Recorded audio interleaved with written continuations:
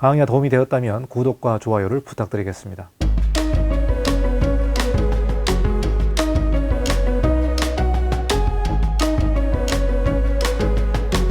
건축주와 건축 실무인에게 꼭 필요한 VIP 강의 100강을 꼭 공부해 보시기 바라겠습니다.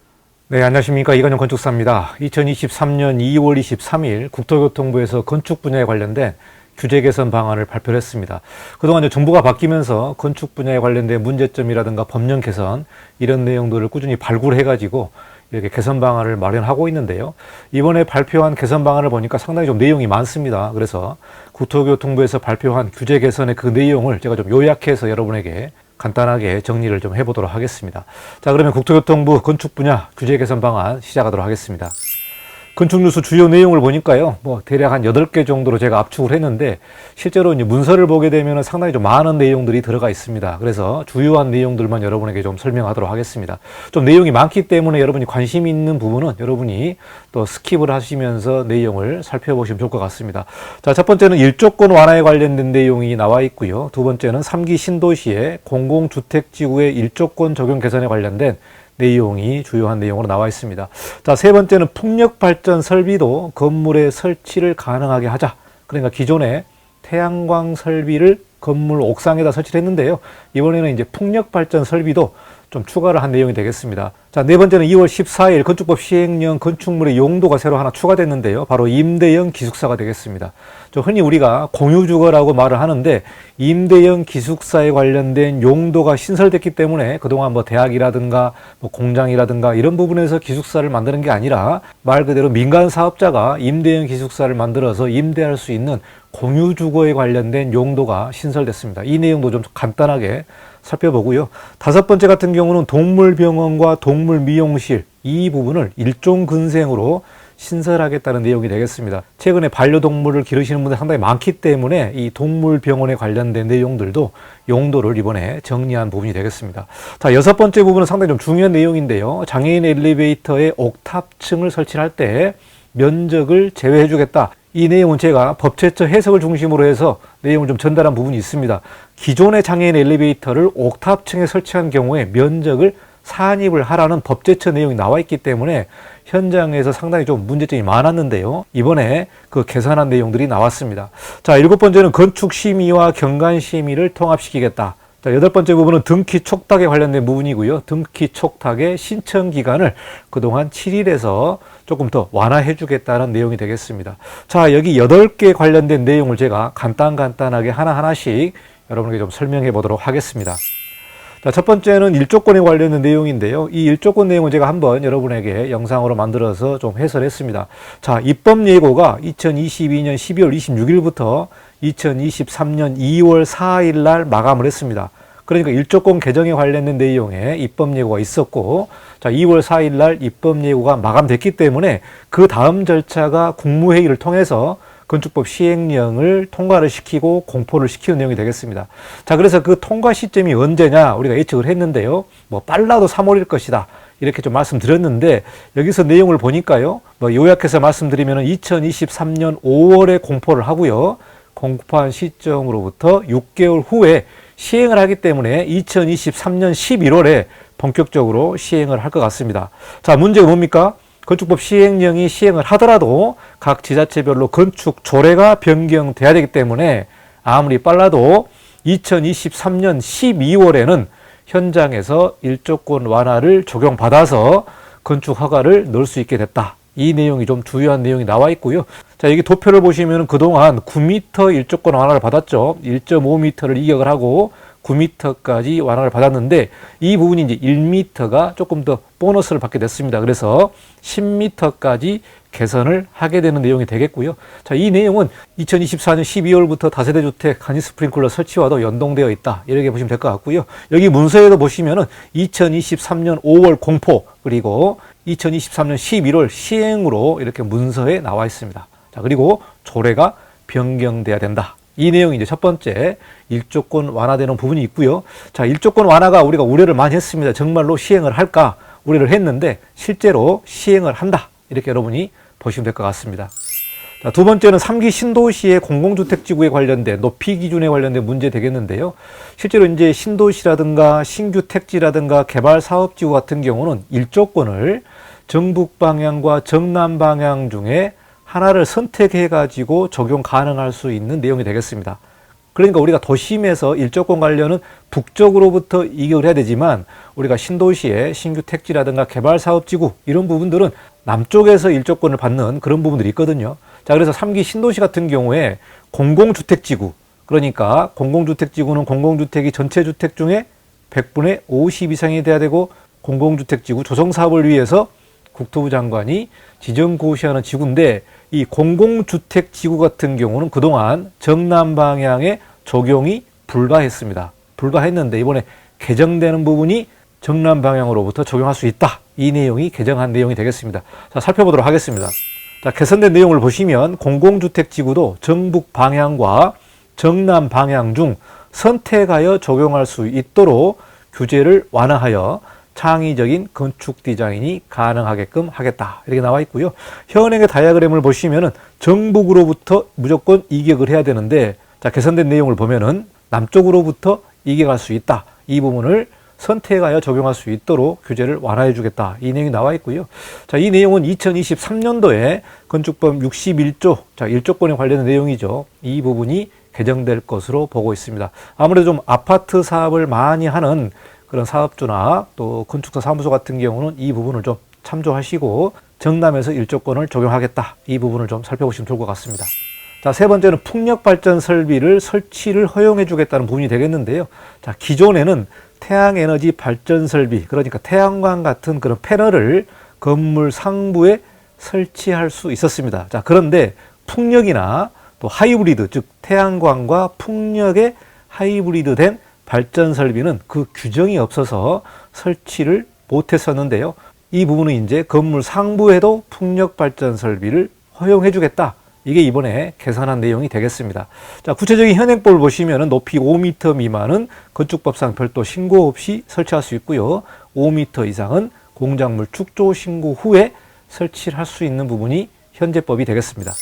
자, 이게 어떻게 개선되냐면 풍력 발전 설비도 공작물 축조 신고를 한 다음에 설치할 수 있도록 하겠다. 자, 그리고 안전 확보를 위해서 높이 5m 이상의 설비는 내진 설계와 내풍 설계를 확인해서 그 확인서를 제출하도록 되어 있습니다. 자, 일반적인 공작물은 8m 이상부터 제출하게끔 되어 있죠. 그런데 풍력 발전 설비는 5m 이상부터 이렇게 내진 설계나 내풍 설계 관련된 어떤 구조 확인서 이런 부분들을 제출해야 되는 부분이 되겠습니다. 자, 이 내용은 2023년 상반기에 공포하고 시행을 한다. 이 내용이 되겠습니다. 자, 이 기대 효과는 신재생 에너지를 확산하고 장려하고 옥상의 유휴 공간을 활용을 하겠다는 부분이 되겠고요.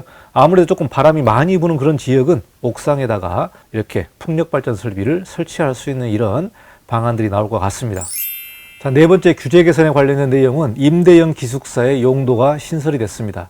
자, 이 내용은 최근에 1인 가구가 증가를 하고 있고 또 라이프 스타일도 서구화되어서 이런 기숙사 부분이 단순히 학교라든가 또 이런 공장에서 사용하는 기숙사가 아니라 해외 사례에서도 공유 주거의 서비스를 좀 확산하겠다. 이 부분을 국내에 도입을 하겠다는 내용이 되겠습니다. 자, 그래서 2023년 2월 14일에 이미 건축법 시행령 별표에 용도별 건축물의 종류에서 기숙사에 임대형 기숙사가 새로 신설됐습니다. 임대형 기숙사가 신설됐는데 민간 사업자가 기숙사를 만들어서 임대를 할 수 있는 부분이 바로 임대형 기숙사가 되겠습니다. 자, 그래서 공공주택 사업자 또는 민간임대주택법에 따른 민간임대주택 사업자가 특정 학생이나 근로자가 아니라 일반인을 대상으로 해서 임대하고 운영할 수 있는 임대형 기숙사가 신설됐기 때문에요. 이 부분은 이제 건축법에서 용도가 정리됐고요. 자, 민간임대주택법령 개정을 2023년 하반기에 하게 되면 아무래도 2024년부터 이 부분이 본격적으로 비즈니스화 될 것 같습니다. 자, 그래서 임대형 기숙사 용도를 보시면요. 20실 이상을 운영을 해야 되고요. 20실 운영에서 50%가 기숙사로 활용을 하게끔 해야만 임대형 기숙사로 이렇게 운영을 할 수 있기 때문에 이 부분은 이제 건축법에서 정리가 됐다. 그래서 아마 2024년부터 본격적으로 정말 기숙사형 공유주거 서비스가 시장에 보급될 것으로 예상을 하고 있습니다. 자, 다섯 번째 같은 경우는 동물병원과 동물미용실이 일종근생으로 분류하겠다. 이 내용이 나와 있는데요. 현재 반려동물 인구가 지속적으로 증가를 하고 있습니다. 그래서 병원이나 미용실이 일종근린생활시설로 되어 있는데 동물병원이나 동물미용실 같은 경우는 현재 이종근린생활시설로 분류되어 있기 때문에 이 입지 가능한 지역이 한정되어 있다. 우리가 국토계획법에서 보면은 용도지역이 나눠지잖아요. 용도지역에서 전용주거지역에서 이종근린생활시설이 들어갈 수가 없습니다. 이러다 보니까 실제로 이제 반려동물 같은 경우는 동물병원, 동물미용실이지만 이종근린생활시설이기 때문에 이 전용주거지역에서 불가한 부분이 되겠는데요. 이 부분을 이제 바꾸겠다는 부분이 되겠죠. 그래서 동물병원, 동물미용실을 일종근생으로 바꿔서 전용주거지역이나 일반주거지역, 또 준주거지역에 설치를 가능하겠다. 이렇게 나와 있습니다. 300제곱미터 미만의 동물병원이나 동물미용실 등은 일종근생시설로 재분류해서 전용주거지역, 일반주거지역에 설치를 할 수 있게끔 입지를 허용해 주겠다는 부분이 되겠고요. 이 부분은 2023년 상반기에 이 건축물의 용도를 개편하는 부분이 되겠습니다. 자, 여섯 번째는 장애인 엘리베이터의 옥탑층 면적 산입을 제외시켜 주겠다. 이 부분이 되겠는데요. 이미 제가 법제처의 법령 해석을 여러분에게 한번 해설한 부분이 되겠습니다. 자, 그러니까 기존에 장애인 엘리베이터를 옥탑층에 승하차를 시킨다면은 장애인 엘리베이터의 승강기 면적을 옥탑층에 산입을 해라. 이 부분이 되겠습니다. 그러니까 문제 요지는 뭐냐면 장애인 엘리베이터 같은 경우는요. 건축 면적과 바닥 면적에서 제외되는데 왜 옥상에 설치를 했을 때 이거를 면적에 산입을 시켜야 되느냐. 이 부분이 문제의 핵심이었고요. 그래서 이 부분이 장애인 같은 경우는 옥상을 그러면 이용을 못하게 하느냐 이런 게 문제가 많았습니다. 왜 그러냐면 장애인 엘리베이터의 사이즈가 좀 크기 때문에 옥탑층 면적에 산입을 시킨다면은 8분의 1을 초과해버리는 거죠. 초과해버리면서 이 부분이 이제 높이와 층수에 산정이 되기 때문에 장애인 엘리베이터를 옥탑층에 설치를 못하는 겁니다. 이 부분이 문제가 됐기 때문에 이번에 장애인 엘리베이터를 옥상에다가 승하차를 한다면 나머지 층, 즉 그러니까 아래층에서 건축 면적, 바닥 면적을 제외해 준 것처럼 옥탑층에서도 제외를 해 주겠다. 이 부분이 이번에 개선된 내용이 되겠습니다. 이 부분은 국토부와 보건복지부가 이렇게 연합해서 좀 개선한 부분이 되겠고요. 자, 그래서 이 내용의 기대 효과를 보면은 이동 취약계층, 그러니까 장애인, 노인, 임산부 등의 이런 이동 취약계층의 옥상 출입 편의를 보장하겠다. 그리고 옥상 유휴공간 등의 건물 외부 공간의 활용도를 제고하겠다. 이 내용이 되겠습니다. 아마 현장에서는 이 내용을 잘 모르시는 분들도 계실 겁니다. 장애인 엘리베이터를 옥상층에 설치를 안 하면 잘 모르지만 장애인 엘리베이터를 옥상층에다가 이제 설치를 하는 경우에 아니 법제처 해석에서 면적에 넣으라고 했지 않느냐. 이 부분을 이제 현장에서 문제가 많았습니다. 그래서 이 부분이 이번에 개선되는 주요한 내용이 되겠습니다. 그래서 앞으로 이 법령이 개선되면 장애인 엘리베이터도 옥탑층까지 승하차를 할 수 있게끔 설치할 수 있다. 그리고 면적에서 제외된다는 내용이 이번에 중요한 개선 내용이 되겠습니다. 자, 그리고 일곱 번째 같은 경우는 건축심의와 경관심의를 통합해서 운영하겠다는 부분이 되겠습니다. 자, 그동안 따로따로 받았는데요. 자, 내용 심의 시기가 유사한 건축이나 경관위원회는 건축주가 신청하는 경우에 같은 장소에서 통합하여 심의할 수 있도록 그 운영 절차를 마련하겠다. 이 내용이 되겠는데요. 건축위원회의 건축심의와 경관위원회의 경관심의를 통합시켜서 한꺼번에 심의를 받게 하겠다. 그래서 이러한 통합심의를 통해서 인허가 기간을 수개월 단축하겠다는 부분이 되겠습니다. 우리가 규제 개선 얘기하는데요. 시간을 세이브하는 것, 그리고 그 절차를 간소화하는 것, 또 통합적으로 운영하는 것, 이런 내용들이 시간을 절약해주고 또 절차를 절약해주는 부분이 되기 때문에 그래서 앞으로 이런 내용들이 계속해서 발굴되고 개선하면 좋을 것 같습니다. 자, 마지막으로 등기 촉탁에 관련된 신청 기간을 완화해 주겠다는 부분이 되겠는데요. 자, 현재 지번이나 행정구역의 명칭이나 변경, 또 건축물의 해체, 멸실 등의 경우 허가권자가 소유자 대신해서 건축물을 등기해 주는 등기 촉탁 절차가 운영되고 있습니다.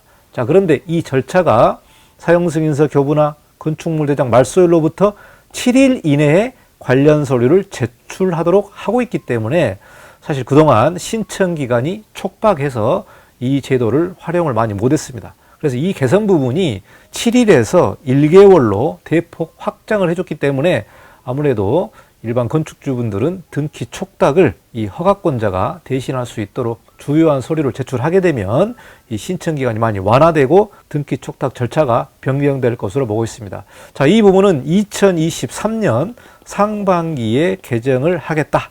그래서 7일 이내에서 1개월 이내로 바꿔주겠다. 이 내용이 등기 촉탁 신청 기간 완화 내용이 되겠습니다.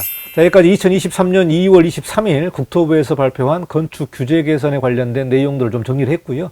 여러분 문서를 보시면 상당히 많습니다. 여러 가지 내용들 나와 있고요. 뭐 플랫폼이라든가 또 유통이라든가 다양한 내용들이 나와 있는데 그 내용은 여러분 국토부 사이트 들어가서 이 문서를 좀 확인하시고 또 이관영 건축학교 홈페이지 가시면 이런 내용들이 있으니까 한번 좀 살펴보시기 바라겠습니다. 앞으로 이런 규제 개선이 계속해서 좀 나오고 또 실무에서 업무를 좀 편안하게 할 수 있도록 이 행정기관에서 좀 다양한 노력을 해주시면 좋을 것 같습니다.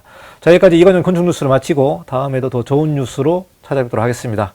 여러분의 구독과 좋아요를 부탁드립니다. 감사합니다. 이관영 건축사였습니다.